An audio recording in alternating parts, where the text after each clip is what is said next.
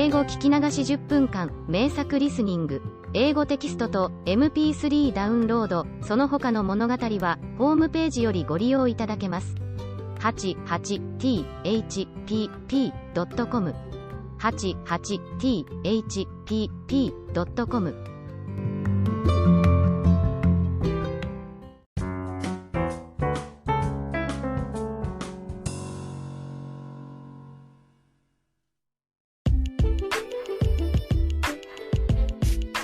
When I was little, my mother constantly said bad things about others. She believed that, even when someone was kind to her, there must have been some plot behind the nice gesture. To sum up what she talked about every day, there are only evil people in this world.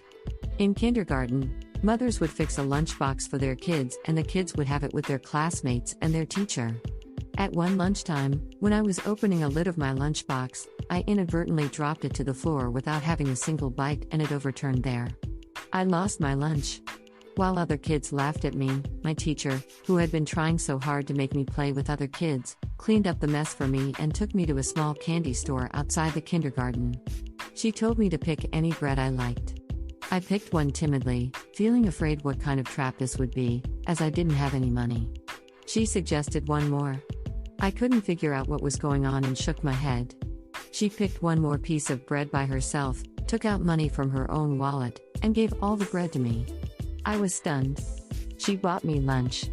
It was the first time that someone unrelated to me was so kind to me. Since then, I had started talking to her. Even after I finished kindergarten, I had kept exchanging letters with her and I still sent her a Christmas card every year. She was the first person who destroyed my mother's theory of the evil world and taught me that there were some good people in this world.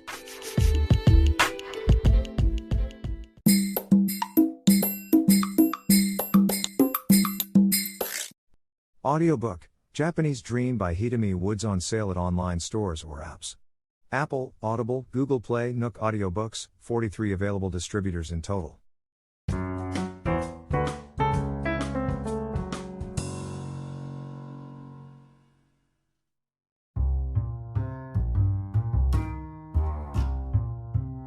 A couple of nights ago, I woke up in the middle of the night when I heard a loud thud. I thought something had fallen from the shelves, but the minute I dozed off, a thud woke me up again. This time, it sounded like my inner noise coming from my head. I opened my eyes and saw my room spinning vertically like a funhouse at a fair. At first I thought it was a strong earthquake. I covered myself with my futon and waited it to stop.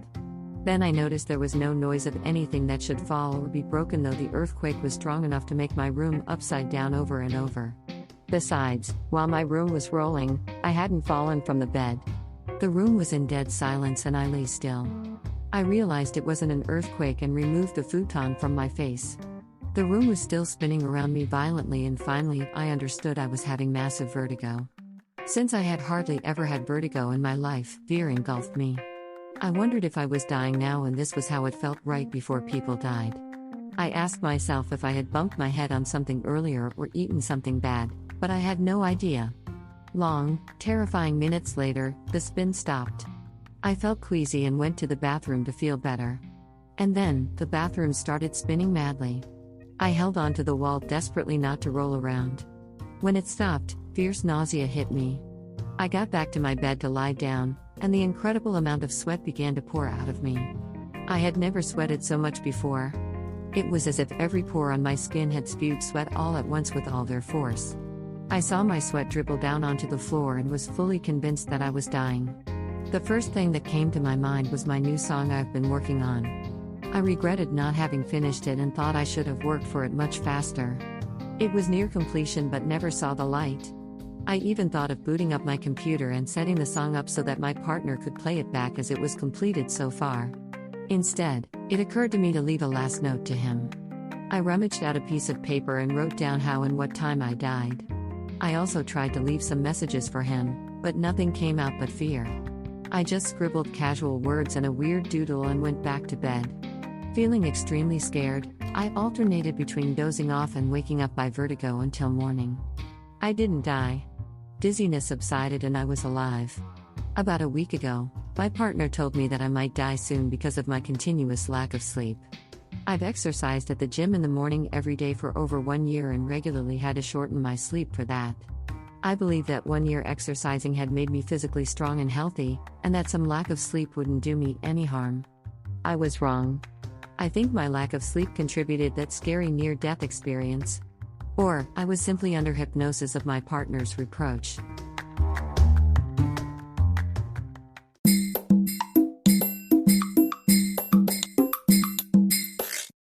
Audiobook, Japanese Dream by Hidemi Woods on sale at online stores or apps. Apple, Audible, Google Play, Nook Audiobooks, 43 available distributors in total.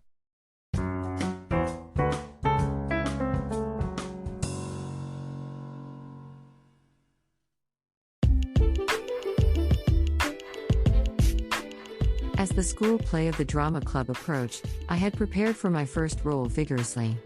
Once I remembered all the lines, acting itself actually felt much easier than the backstage work I had done for 3 years. The difficult part was timing for some action. In one scene, I threw a bowl at the heroine, but she had to show her back to me when it happened. I sat with my back to her and couldn't see her positions. We made the sound of her knees tapping the stage floor a signal that she had turned her back to me. Because the sound was so subtle, I was afraid of missing it. Near the end of the play, an evil stepmother, who was played by me, killed the heroine with a poker. It was a custom of the club that the club members would visit a shrine together to pray for safety before the play if it had a murder scene. We did that after school, with me standing right in front of the altar because I was the murderer. Now, I had everything ready for my first play, and the day had come. Since it was a Japanese period play, I had borrowed kimono from my grandmother as my costume. My role was an old woman and I drew lines on my face and sprinkled talcum powder over my hair. While I was waiting for the play to start in the wings, I got tensed up and my hands began to tremble. There's an old trick in Japanese show business, that tracing a Chinese character that means human on a palm with a finger 3 times and pretending to swallow it removes tension when you're nervous. I threw myself on the trick, but it didn't work at all.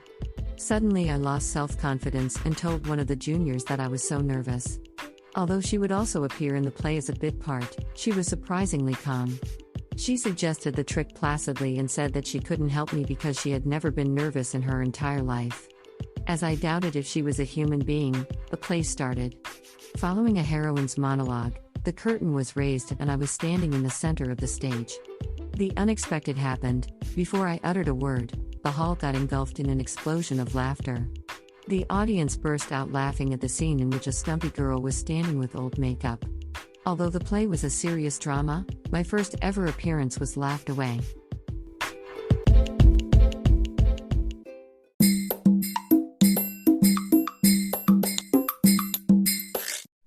Audiobook, Japanese Dream by Hidemi Woods on sale at online stores or apps.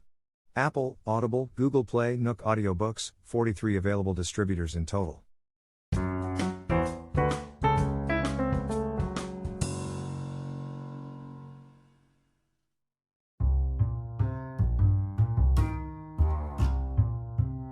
Where I grew up wasn't a good neighborhood. To my mother, seeing her child go to a public junior high school was out of the question.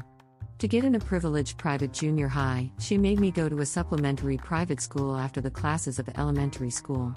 But even to get in the supplementary school, there was an entrance examination because it was for selective kids. As the public elementary school I attended was low at the educational level, my score of the exam was bad, although I was the smartest at school. But the exam included an IQ test, which I had never taken before.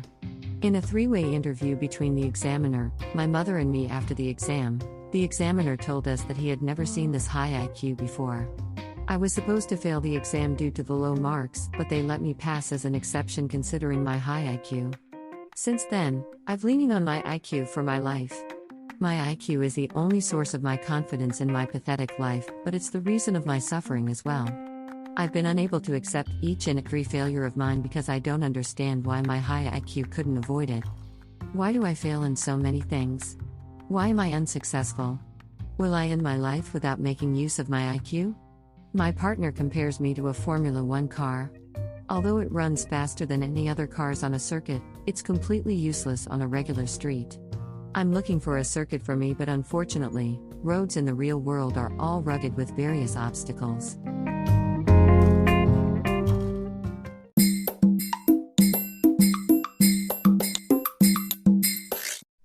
Audiobook, Japanese Dream by Hidemi Woods on sale at online stores or apps. Apple, Audible, Google Play, Nook Audiobooks, 43 available distributors in total. 英語聞き流し10分間、名作リスニング。